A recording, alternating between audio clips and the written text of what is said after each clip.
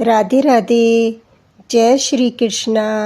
कान्हा जी आप सभी की मनोकामनाएं पूर्ण करे।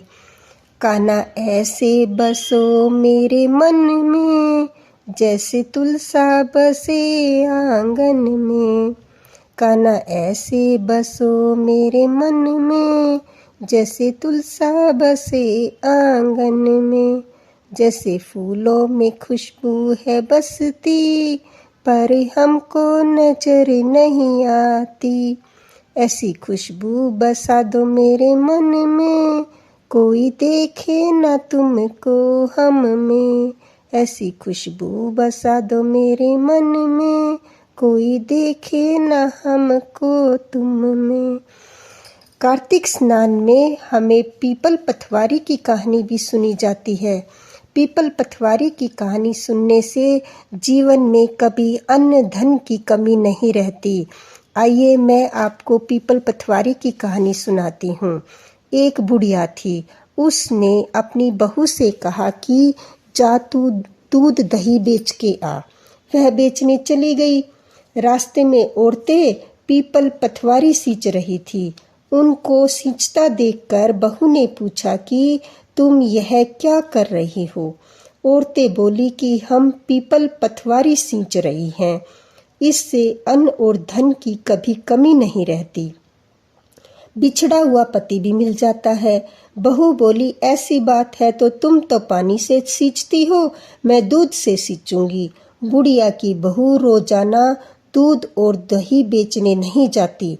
वह रोजाना दूध से पीपल को और दही से पथवारी को सींचती। सास दूध दही के दाम मांगती तो कह देती कि महीना पूरा हो जाने पर लाकर दूंगी। कार्तिक महीना पूरा हो गया। पूर्णिमा के दिन बहू पीपल पथवारी के पास जाकर बैठ गई। पथवारी ने पूछा, मेरे पास क्यों बैठी है? बहू बोली, सास दूध दही का दाम मांगेगी। पथवारी बोली, मेरे पास क्या दाम रखा है? यह पड़ा पान पतूरा, ले जा इसको। बहू ने वही ले जाकर कोठड़ी में रख दिया और डर के मारे कपड़ा ओढ़कर सो गई। सासू बोली, पैसे ले आई बहू? बहू बोली, कोठड़ी में रखे हैं। सासू ने कोठड़ी खोली तो देखा हीरे मोती जगमगा रहे हैं। सासू बोली, बहू इतना धन कहाँ से लाई? बहू ने आकर देखा तो सच्ची में धन भरा हुआ था। बहू ने सास को सारी बात बता दी। सास ने कहा, अब की कार्तिक में मैं भी पथवारी सींचूंगी। कार्तिक आया, सास दूध दही तो बेच आती और हांडी धोकर पीपल पथवारी में चढ़ा देती। आकर बहू से कहती कि मुझसे भी दाम मांग। सासू जी वह बहू बोली कि सासू जी, बहू भी कभी सास से दाम मांगती है क्या? मगर सासू कहती कि तू मांग। बहू बोली, सासू जी पैसे ले आओ। तो सास पीपल पथवारी के पास जाकर बैठ गई। पीपल पथवारी ने सास को पान पतूरा भरा हुआ ढींढा दे दिया। उसे ले जाकर कोठड़ी में रख दिया।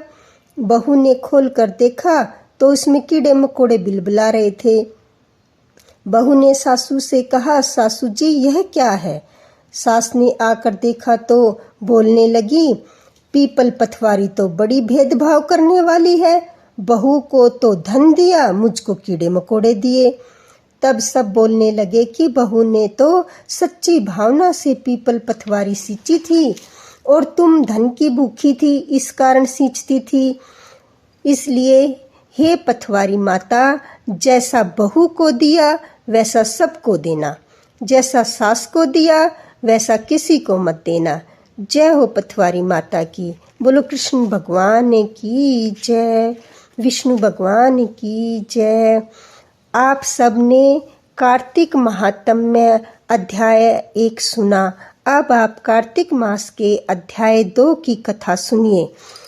कार्तिक मास में किए जाने वाले श्रेष्ठ कार्यों और तुलसी जी की महिमा और पूजा आराधना के बारे में इतना सुनने के बाद देव ऋषि नारद जी ने श्री ब्रह्मा जी से प्रार्थना की कि हे जगत पिता, अब आप मुझे कृपा करके उस उत्तम देवता के बारे में बताइए जिसका पूजन इस माह में किया जाता है। इतनी बात इतनी बात सुनकर ब्रह्मा जी कहने लगे कि हे पुत्र, गंडकी नदी के उत्तर की ओर गिरजा के दक्षिण में 40 कोस की पृथ्वी महाक्षेत्र कहलाती है। वहां पर ही शालिग्राम तथा गोमती चक्र पाए जाते हैं, जिसका चरणामृत लेने से मनुष्य मुक्ति को प्राप्त हो जाता है। अब चरणामृत लेने का मंत्र सुनो। ओम अकाल मृत्यु हरणम सर्वव्याधि विनाशनम विष्णु पापदकम पीत्वा पुनर्जन्म न विद्यते। इस मंत्र को पढ़कर भगवान शालिग्राम का चरणामृत लेना चाहिए। शंख में भरा हुआ व भगवान पर चढ़ाया हुआ जल अंग में लगाने से मनुष्य के सब प्रकार के रोग नष्ट हो जाते हैं और पाप भी नष्ट हो जाते हैं। मनुष्य मुक्ति को प्राप्त हो जाता है।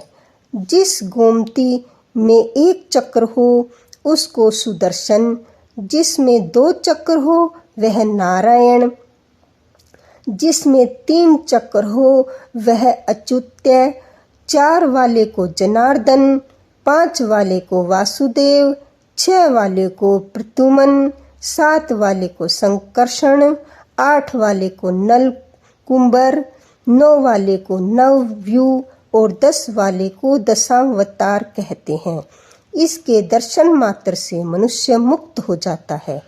जो मनुष्य भगवान का पूजन करता है वह अश्वमेघ जीवन मुक्त हो जाता है और भगवान को जो वीणा सुनाता है, बंसी बजाता है, गायन करता है, वह भगवान को प्राप्त हो जाता है। जो भगवान के आगे कार्तिक मास में मृदंग बजाता है वह भगवान को अत्यंत प्रिय होता है। जो भगवान के आगे धूप जलाता है वह कभी नरक में नहीं जाता। पूजन चाहे मंत्रों द्वारा पूरे विधि विधान से किया जाए या फिर सामान्य रूप से, परंतु मन में श्रद्धा सच्ची रहनी चाहिए। पूर्ण श्रद्धा और निष्ठा से किया गया कार्तिक मास का स्नान, पूजा पाठ, ध्यान और व्रत अत्यंत ही फलदायी होता है। देव ऋषि नारद जी स्वयं परम ज्ञानी थे। आप ब्रह्मा जी के सभी प्रश्न हम सांसारिक प्राणियों की भलाई के लिए कर रहे थे। अतः ब्रह्मा जी से देव ऋषि नारद जी ने पूछा कि हे पिता, मैं अब कार्तिक मास में जो दीप दान किया जाता है उसका महात्म्य सुनाने की कृपा कीजिए। तब ब्रह्मा जी कहने लगे कि हे पुत्र, दीप चाहे स्वर्ण का हो अथवा चांदी का, तांबे का, आटे का अथवा मिट्टी का हो, अपनी श्रद्धा अनुसार कार्तिक मास में दान करना चाहिए। ऐसा करने से सब पापों का नाश हो जाता है। दीपक भगवान की मूर्ति के आगे अथवा तुलसी के वृक्ष के समीप, चौक, ब्राह्मण के घर, वृक्ष के नीचे, वन में, गौशाला में चाहे घी का जलाए या तेल का जलाना चाहिए। जो ब्राह्मण के घर पर दीपक जलाता है उसको अग्निष्टम यज्ञ का फल मिलता है। जो आकाश में ऊंचा दीपक जलाता है उसके धन की वृद्धि होती है तथा वैकुंठ में वास मिलता है। भगवान से प्रार्थना करें कि भगवान, मैं आपके निमित्त दीपक जलाता हूँ। कार्तिक में मथुरा, माघ में प्रयाग और बैसाख में हरिद्वार का वास अति उत्तम होता है। जब सूर्य तुला, मकर और मेष राशि का हो उसमें किए गए व्रत, नियम और पूजा बहुत अधिक फल देने वाले होते हैं। इन मासों में अच्छे कर्म करने से पापों का नाश हो जाता है। जैसे सूर्योदय से अंधकार, वृज से पर्वत, गरुड़ के भय से सर्प, पवन से मेघ, ज्ञान से दुख, सिंह के भय से मृग, वैसे ही मथुरा के दर्शन से सब पाप भाग जाते हैं। कार्तिक मास में स्नान, जागरण, दीपदान, तुलसी सेवन, भगवान के मंदिर में झाड़ू लगाना, पूजा अर्चना करना, भगवान को कीर्तन करना, कथा सुनाना सब अच्छे फल देने वाले होते हैं। अतः पूर्व जन्म के पापों का नाश करने के लिए कृच्छ व्रत इसमें सबसे श्रेष्ठ है। इतनी कथा सुनकर नारद जी पूछने लगे कि हे पितामह, पूर्व जन्म के पाप कैसे जाने जा सकते हैं? ब्रह्मा जी कहने लगे कि हे पुत्र, ब्रह्म हत्यारा, क्षय रोगी, गुरु स्त्रीगामी, कुष्ठी और सोने की चोरी करने वाले के नाखून खराब हो जाते हैं और मंदिरा पीने वाले के दांत खराब हो जाते हैं। इस प्रकार पूर्व जन्म के पापों से मनुष्य पहचाना जाता है। यह सब दान, तपस्या और कृच्छ व्रतादि के निवारण से होते हैं। अतः कृच्छ व्रतादि कहते हैं, एक समय भोजन करने से पाद्य कृच्छ, 3 दिन सायंकाल और 3 दिन प्रातःकाल भोजन करने से अति कृच्छ तथा सायंकाल में 22 ग्रास और प्रातःकाल में 26 ग्रास अथवा 24 ग्रास खाने से भी अति कृच्छ व्रत कहा जाता है। 3 दिन प्रतिरोज खाएं और 3 दिन उपवास करें, यह भी अति कृच्छ होता है। सायंकाल में 1 ग्रास और प्रातःकाल में 1 ग्रास और 2 दिन में बिना मांगा हुआ तथा 2 दिन तक उपवास, यह कृच्छार्थ व्रत कहलाता है। 21 दिन तक केवल दूध या पानी पीता रहे, यह कृच्छादि कृच्छ व्रत कहलाता है। 12 दिन तक उपवास करना पुराक व्रत कहलाता है। 4 दिन तक कुछ नहीं खाना, फिर सत्तू खाना और छाछ पीना। इसके पश्चात कपड़ा तथा दक्षिणा ब्राह्मण को देना सौम्य कृच्छ व्रत कहलाता है। इसी प्रकार 12 दिन तक करना द्वादश कृच्छ व्रत कहलाता है। तुला पुरुष का दान करना और गऊ का घृत, गोबर, दूध, दही तथा कुशा का जल पीना, दूसरे दिन उपवास करना, यह कृच्छ संतपन व्रत कहलाता है। 3 दिन तक गोमूत्र, 3 दिन तक गोबर, फिर 3 दिन तक दही, फिर 3 दिन तक दूध, फिर 3 दिन तक घी खाएं, यह संतपन है जो सब पापों का नाश करने वाला होता है। इसी प्रकार गूलर, कमल, बेल, इनके पत्ते या कुशा का जल, यह प्रतिदिन पीने से उन कृच्छ व्रत होता है। और 3 दिन तक उपवास करके पहले लिखी हुई वस्तुओं को पिए तो पूर्ण कृच्छ व्रत होता है।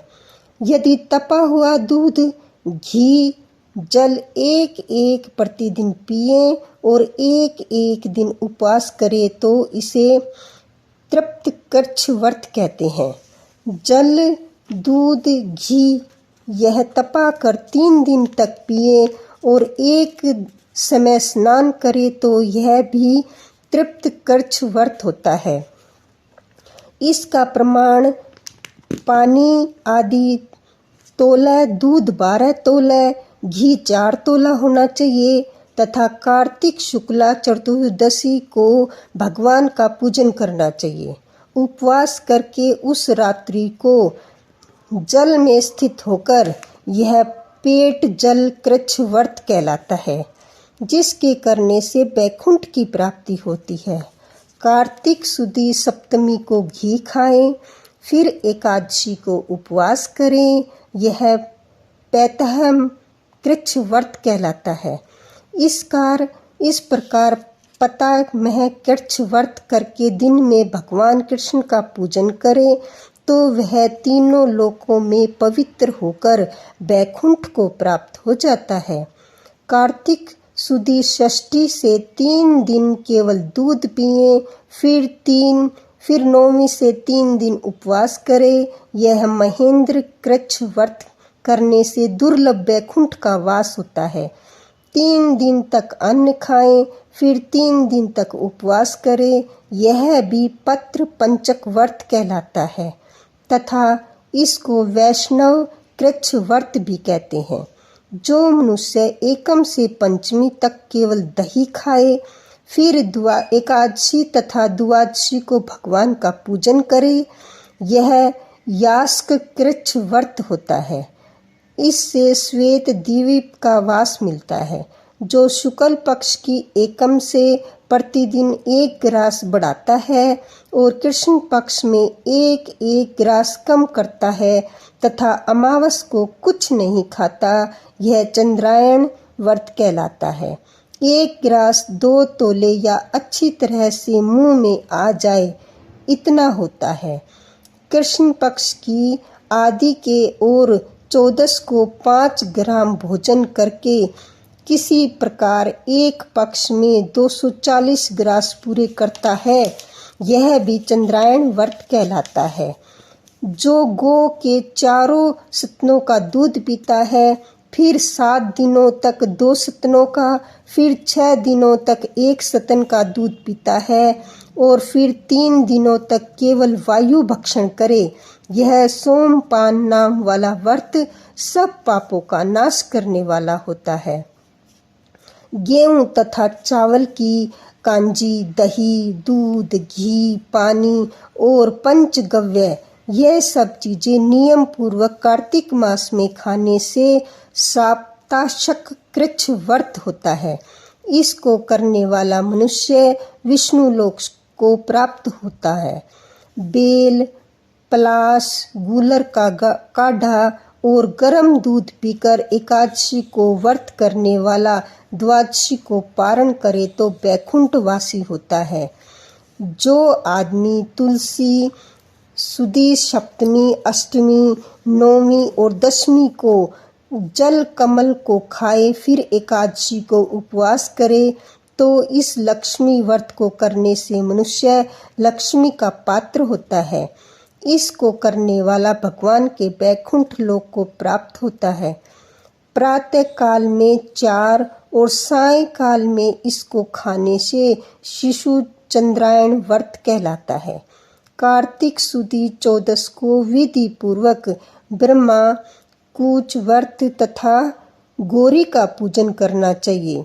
इसकी विधि कहते हैं गोमूत्र, गोबर, गोधृत और कुशा का जल लेकर यह सब मिलाकर पंचगव्य अथवा ब्रह्मकूच होता है तथा लाल रंग की गौ का मूत्र, श्वेत गौ का दूध, नीली गौ का दही, काली गौ का घी, यदि यह न मिल सके तो दूसरी तरह का भी पंचगव्य हो सकता है। इसका प्रमाण यह है कि गोमूत्र 8 माह से, गोबर 19 माह से, दूध 12 माह से, दही 10 माह से, घी 8 माह से तथा कुशा का जल 4 माह से।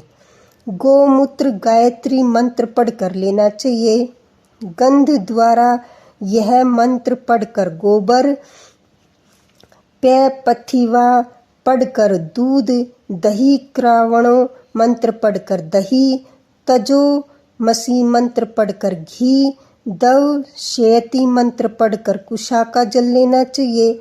इसको कुशा के पात्रों में रखकर विधिवत हवन करना और वेद के इन मंत्रों से आहुति देकर हवन करना चाहिए। इरावती, इंद, विष्णु, विचक्रम, सरवती, मन, संतोक, सवती, इन मंत्रों से आहुति देकर बचा हुआ घी पान करें। घी पलाश के पात्र, स्वर्ण पात्र या चांदी के पात्र में पान करना चाहिए। 1 दिन तथा रात्रि उपवास करें, साथ ही भगवान का स्मरण करें। यदि स्त्री व्रत करे तो वह अपने पति की आयु कामना के अर्थ भगवान की प्रार्थना करे। दिन भर भोजन नहीं करना चाहिए। आंवला या तुलसी का पूजन करना चाहिए। व्रत समाप्ति के बाद ब्राह्मण को गोदान करना चाहिए। इस प्रकार इन कृच्छादि व्रत के करने से भगवान को अति प्रिय होते हैं, वे परम पद को प्राप्त करते हैं। इतना कहकर श्री ब्रह्मा जी कुछ समय के लिए मौन हो गए। हरे कृष्णा। राधे राधे। आज का कार्तिक मास का अध्याय समाप्त हुआ। आगे की कथा अगले अध्याय में सुनेंगे। जय श्री कृष्णा।